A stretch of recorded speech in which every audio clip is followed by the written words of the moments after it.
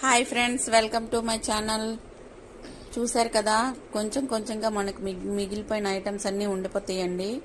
అలా ఒక్కొక్కటిగా వేడి చేయడం కష్టం కదా, అన్నీ ఒకేసారి వేడి చేసినట్టు మనం చూద్దామండి. ఒకేసారి సింపుల్గా ఎలా వేడి చేయాలి ఇప్పుడు మనం చూద్దాం.